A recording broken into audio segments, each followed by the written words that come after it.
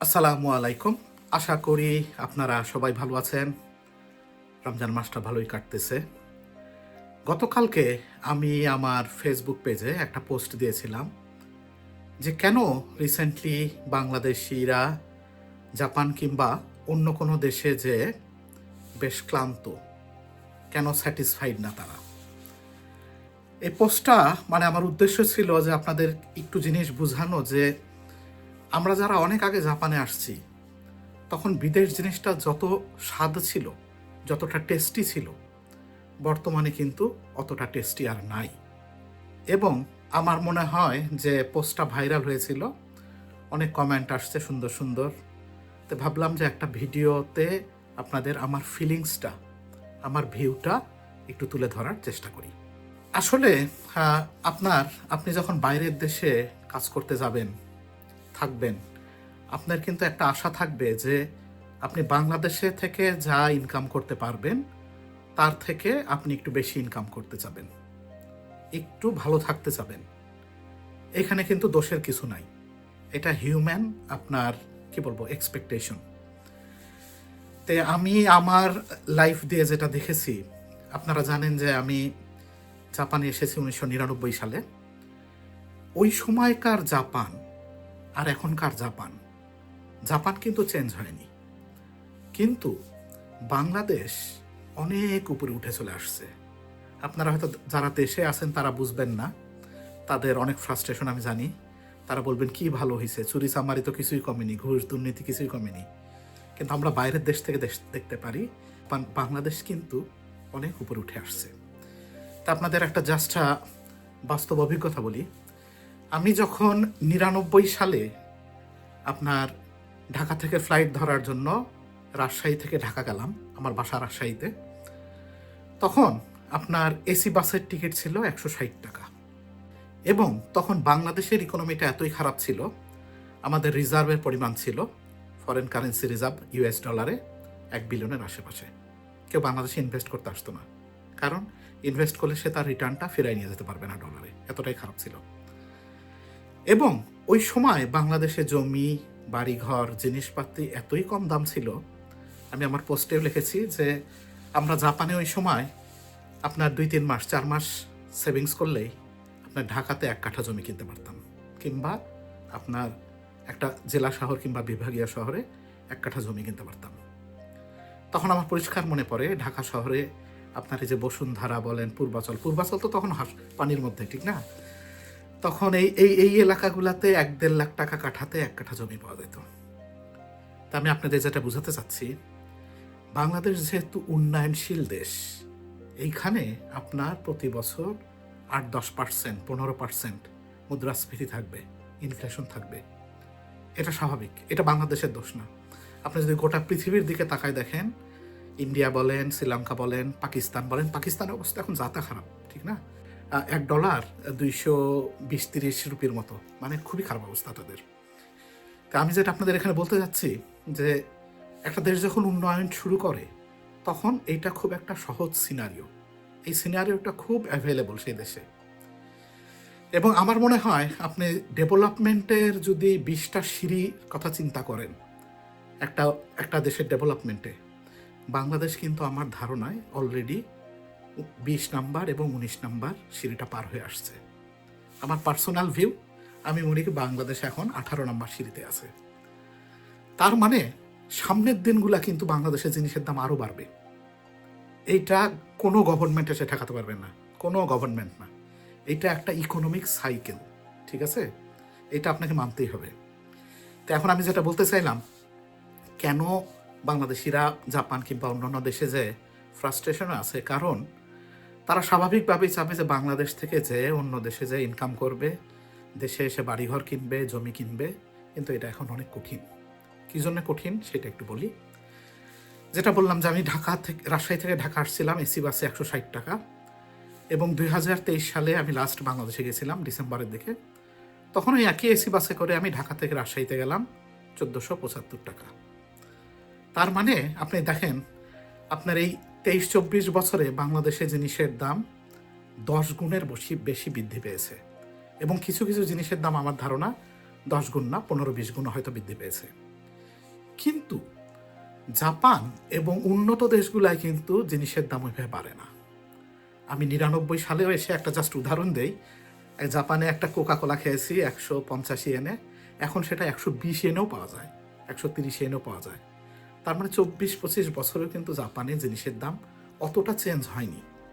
তবে হ্যাঁ, রিসেন্টলি 3-4 বছর আগ থেকে এই যে বিভিন্ন যুদ্ধ টুদ্ধ হওয়াতে পৃথিবীতে জাপানে জিনিসের দাম প্রচণ্ডভাবে বেড়ে গেছে রিসেন্টলি। কিন্তু প্রথম 20-22টা বছর আমি যে জাপানে ছিলাম, আমি কিন্তু জাপানের জিনিসের দাম সেভাবে বাড়তে দেখিনি। গত 3-4 বছরে জিনিসের দাম প্রায় ডাবল হয়ে গেছে, সেটা আমিও স্বীকার করতেছি, ঠিক আছে। এখন আমি যেটা বলতে চাচ্ছি, জাপানে কিংবা উন্নত দেশের যেহেতু ইনকাম বাড়ে না, কিন্তু বাংলাদেশের আপনার জিনিসের দাম বেড়ে যাচ্ছে কিংবা আরও যাবে, সেহেতু আপনি জাপানে এসে যদি মনে করেন যে আমি বাংলাদেশে একটা জমি কিনবো, বাড়ি কিনবো, এটা এখন অনেক কঠিন, ঠিক আছে। আপনাকে মাথায় নিতে হবে যে আমি জাপানে যে রাতারাতি ধনী আর হতে পারবো না। কারণ আপনারা হয়তো বেশিরভাগই গল্প শুনেন আপনাদের বাবা, ভাই, মামা, চাচার থেকে, যে 1980-90 সালের দিকে যারা জাপানে গিয়েছিল তারা কেউ পেট্রোল পাম্প কিনেছে বাংলাদেশে, বড় বড় বাড়ি কিনেছে, বড় বড় জমি কিনেছে। হ্যাঁ, ওইটা সম্ভব ছিল। আমি যেটা বললাম যে আমি যখন আসছি তখন 3-4 মাসের ইনকাম দিয়েই ঢাকাতে 1 কাঠা জমি পর্যন্ত কিনে যেত, ঢাকাতে কিনে যেত, আপনি চিন্তা করেন। এখন আমি একটা ভালো জব করি, আপনারা জানেন, ঠিক না? ভালো বেতন পাই, কিন্তু আমি যদি এই বেতন পাওয়ার পরেও মনে করি যে আমি ঢাকায় 1 কাঠা জমি কিনবো কিংবা একটা বাড়ি কিনবো, আমাকে 6-7 বছর টাকা জমাইতে হবে। তার মানে ডিফারেন্সটা কিন্তু অনেক সৃষ্টি হয়ে গেছে অলরেডি। একটা সময় আসবে এরকম যে আপনি বাংলাদেশ থেকে জাপান কিংবা উন্নত দেশে যে ওইভাবে টাকার সেভিংস করতে পারবেন না। আপনি ওই টাকাটা যখন দেশে পাঠাবেন সেইটা আর অতটা কাজে লাগবে না, ঠিক আছে। অলরেডি কিন্তু কাছাকাছি পর্যায়েটা চলে আসছে। সুতরাং আমি আপনাকে যেটা বলতে যাচ্ছি যে জাপানে আসলেই আপনি অনেক ধনী হয়ে যাবেন, দেশে টাকা পাঠাবেন, জমি কিনবেন, বাড়ি কিনবেন, এটা কিন্তু অনেক কঠিন হয়ে গেছে। আমরা যারা আগে আসছিলাম তাদের পক্ষে এটা সম্ভব ছিল, 20-25 বছর আগে এটা সম্ভব ছিল, ঠিক আছে। কারণ তখন বাংলাদেশে জিনিসের দাম প্রচণ্ড কম ছিল। আমি 60 টাকা কেজি গরুর মাংস দেখে আসছি, ঠিক আছে। বললাম যে 160 টাকায় আপনার এসি বাসে রাজশাহী থেকে ঢাকা গেছি, ঠিক আছে। নর্মাল বাসের ভাড়া তখন রাজশাহীতে ঢাকা 120 টাকা ছিল, ঠিক আছে। এখন আপনি চিন্তা করেন, গরুর মাংস আমি জানি না, অনেকদিন যেহেতু বাজারে যাইনি না বাংলাদেশে, শুনি যে বাংলাদেশে গরুর মাংস 700-800 টাকা কেজি, আমি সঠিক জানি না, ভুল হলে মাফ করবেন। এখন এই সময় আমার একজন আপনার ফলোয়ার একটা সুন্দর কমেন্ট করেছে যে স্যার, তাহলে আমরা এখন কি করব? আমরা তো ঠকে গেলাম, আপনারা তো জিতে গেলেন। না, আপনারা ঠকেননি। আমার দৃষ্টিকোণ থেকে লাইফের সুযোগ কোনোদিনই শেষ হয় না। আপনি কি বলতে চাচ্ছেন যে this is the end of the life? না, এটা এন্ড অফ দ্য লাইফ না। আমি যেটা ফিল করি, আমাদের সময় কিন্তু আপনার প্যাসিভ ইনকামের সুযোগ ছিল না। আমরা খালি পড়াশোনা করছি, একটা কোম্পানিতেই জব করছি। আপনি 2006-7 সাল থেকে ইন্টারনেট যে বাবল বাস্টটা হইল, গুগল আসলো, ফেসবুক আসলো, ইউটিউব আসলো, বিভিন্ন সুযোগ কিন্তু এখন সৃষ্টি হয়েছে। আমি এখন যেটা আপনাকে বলতে যাচ্ছি, সুযোগ স্টিল এখনও আছে, 10 বছর পরেও থাকবে, 100 বছর পরেও থাকবে। কিন্তু আপনাকে ওই সনাতন চিন্তা ভাবনা থেকে বের হয়ে আসতে হবে। আপনার যে প্রাচীন যে চিন্তা ভাবনা, পড়াশোনা করব, জব করব, টাকা ইনকাম করব, এইটা থেকে বের হয়ে আসতে হবে। কারণ আপনাদের আমি গ্যারান্টি দিয়ে বলতে পারি, জাপান কিংবা উন্নত দেশের ইনকাম ওইভাবে কোনোদিনই বাড়বে না, হয়তো 2-3% বছরে, ঠিক আছে। আমাদের বছরে বেতন বাড়ে 2-3%, ঠিক আছে। ইনফ্লেশন আছে 2-3%, তাহলে তো লাভের কিছু নাই, ঠিক না?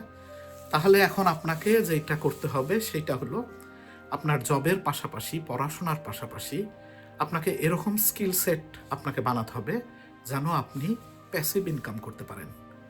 আমার প্রত্যেকটা ভিডিওতে আমি প্যাসিভ ইনকাম নিয়ে অনেক কথা বলি, যেরকম আপনি একটা ডিজিটাল বই লিখতে পারেন, আপনি স্টক মার্কেটে ইনভেস্ট করতে পারেন, আপনি রিয়েল স্টেটে ইনভেস্ট করতে পারেন, আপনি বন্ড মার্কেটে ইনভেস্ট করতে পারেন, আপনি গোল্ডে ইনভেস্ট করতে পারেন, আপনি ক্রিপ্টোতে ইনভেস্ট করতে পারেন, আপনি বই লিখে কপিরাইট করে বেচতে পারেন, আপনি একটা ইউটিউব চ্যানেল খুলতে পারেন, আপনি একটা ফেসবুক পেজ খুলতে পারেন, আপনি একটা ওয়েবসাইট খুলতে পারেন, আপনি সোশ্যাল মার্কেটিং করতে পারেন। এখন কিন্তু অনেক সুযোগ আছে। তার মানে আমি আপনাদের যেটা বুঝতে চাইলাম যে আমাদের সময় কিন্তু আবার এই সুযোগগুলো ছিল না। আমরা কম দামে বাংলাদেশের জমি ঠিকই কিনতে পারছি, কিন্তু এই সুযোগগুলো কিন্তু আমরা এখন তখন দেখতে পারিনি। এখন কিন্তু এই সুযোগগুলো আপনাদের হাতে আছে। এবং যেটা বললাম, যে সনাতন চিন্তা ভাবনা বাদ দিতে হবে। মানে you need to come out from the comfort zone, এবং আপনাকে এই কমফোর্ট জোন থেকে কিন্তু বের হয়ে আসতে আপনাকে আউট অফ দ্য বক্স চিন্তা করতে হবে। আপনাকে চিন্তা করতে হবে যে বর্তমান পৃথিবীটা কি চায়। এবং আমি যেটা ফিল করি, আমরা ওই সময় যা ইনকাম করছি তার থেকে কিন্তু আপনি এখন 10 গুণের বেশি ইনকাম করতে পারবেন, আপনি যদি একটু ট্যালেন্ট হন। কারণ এখন আপনার হাতেই যে ডিভাইসটা আছে, আপনার বাসায় কম্পিউটার আছে, আপনার বাসায় নেটওয়ার্ক আছে, গোটা পৃথিবীটা এখন আপনার হাতে। এখন ফাইনালি যেটা কনক্লুশন করতে চাই সেটা হলো, সুযোগ 200 বছর আগেও পৃথিবীতে ছিল, এখনও আছে, 100 বছর পরেও থাকবে, 200 বছর পরেও থাকবে, কিন্তু সুযোগের ধরনটা চেঞ্জ হতে থাকবে। আপনাকে সেই সুযোগের ধরনের সাথে সাথে নিজেকে আপডেট করতে হবে, ওইভাবে আপনাকে এগিয়ে নিতে হবে। এবং পরিশেষে একটা যেটা আপনাদের মেসেজ দিতে চাই, এখন বাংলাদেশের যে অবস্থা, বাংলাদেশ আমার ধারণা আরও 10-15 বছরে আরও অনেক আগায় যাবে। আমি জানি আপনারা হয়তো আমার সাথে দ্বিমত করবেন, কিন্তু আমি দীর্ঘদিন স্টক মার্কেটের সাথে জড়িত, আমি কিন্তু ইকোনমি সম্পর্কে ভালো বুঝি। বাংলাদেশ অনেক আগায় গেছে, অনেক। আপনারা বিশ্বাস করেন আর নাই করেন, ঠিক আছে? এবং যেহেতু এই ডেভেলপমেন্টের সিঁড়িতে বাংলাদেশ অলরেডি পা দিয়েছে, যে কোনো গভর্নমেন্ট আসলেই এখন বাংলাদেশ আগায় যাবে। আমি যেটা ফিল করি, আপনি যখন জাপান বলেন, পৃথিবীর যে দেশেই যাওয়ার চিন্তা করেন, আপনাকে মাথায় নিতে হবে যে না, আমি ওই দেশে যে ধনী হওয়ার জন্য না, আমি একটা সুন্দর লাইফ লিড করার জন্য আমি ওই দেশে যাব। তাহলে কিন্তু আপনার স্ট্রেসটা আপনি কমাতে পারবেন, এবং আপনি যখনই আপনার এক্সপেকটেশন কমাই দেবেন, তখন কিন্তু সেই জায়গাতে যে আপনি অতটা আর ক্লান্ত হবেন না। আশা করি সবাই আমার মেসেজটা বুঝতে পেরেছেন। সবাই ভালো থাকবেন। ধন্যবাদ। Thank you.